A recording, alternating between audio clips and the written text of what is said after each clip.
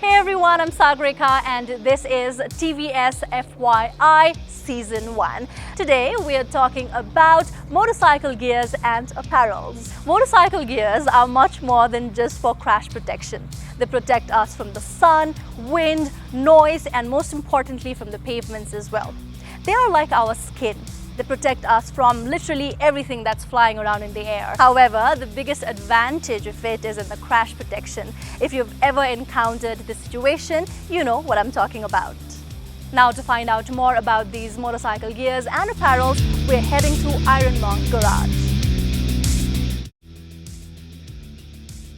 Hello, I'm Kalash Tuladhar, Iron Monk बाट आज तपाईहरुलाई सेफ्टी गियरको बारे केही जानकारी दिन चाहन्छु। मोटरसाइकल चलाउँदाखेरि सबभन्दा इम्पोर्टेन्ट राइडिङ गियर भनेको तपाईको हेलमेट हुन्छ। तपाईले हेलमेट चुज गर्दाखेरि सकभर फुल फेस हेलमेट र DOT अथवा ECE सर्टिफिकेसन भएको हेलमेटहरु चुज गर्नुहोस्। यसले चाहिँ तपाईको टाउकोलाई म्याक्सिमम प्रोटेक्सन दिनेछ। त्यसपछि तपाईको प्रोटेक्सनको लागि चाहिने भनेको राइडिङ ज्याकेट हो। यसले चाहिँ तपाईको विन्डबाट मात्रै नभइकन रेनबाट अनि त्यसपछि एडभर्स क्लाइमेट कन्डिसन्सबाट पनि प्रोटेक्सन गर्छ। ल एक्सिडेन्ट भएको कन्डिसनमा चाहिँ तपाईको प्याडेड ज्याकेट्सहरुले तपाईको एल्बो, रिस्ट अनि ब्याकलाई पनि प्रोटेक्ट गर्नेछ। राइडिङ ज्याकेट पछि हामी ग्लोभ्सतिर जान्छौँ। ग्लोभ्सले चाहिँ तपाईको बाइकको कन्ट्रोलमा धेरै हेल्प गर्छ। मोटरसाइकलको ह्यान्डलबार ग्रिप्सहरुलाई प्रपरली समात्नलाई हेल्प गर्छ। पानी परेको केसहरुमा पनि हातलाई चिप्लो पार्दैन। तपाईको एक्सिडेन्ट भएको केसमा चाहिँ लडिहाल्नु भयो भने रोडमा स्लिप हुँदाखेरि पनि ग्लोभ्सले चाहिँ तपाईको हातलाई घाउ हुनबाट बचाउँछ। अनि नक्कल प्रोटेक्सन भएको ग्लोभ्सहरुले चाहिँ तपाईको हातहरु भाँचिने, औँलाहरु भाँचिनेबाट जोगाउँछ। यसैगरी राइडिङ प्यान्ट्सहरुमा तपाईको नी प्याडहरु अनि हिप प्याडहरु भएको पनि पाउन सक्नुहुन्छ।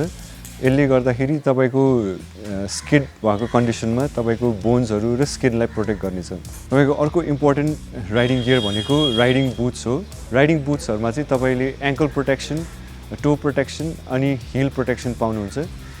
यसले गर्दाखेरि चाहिँ तपाईको एक्सिडेन्ट भएको केसमा बाइकले थिचिँदाखेरि पनि तपाईको खुट्टाको हड्डीहरुलाई बचाउँछ।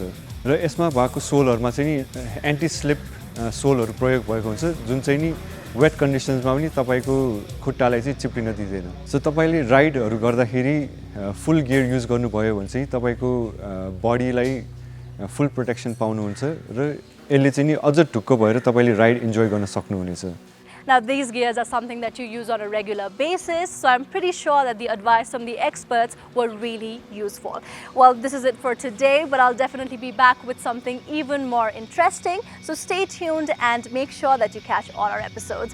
For now, I gotta go. So bye-bye, take care, and make sure that you ride safe.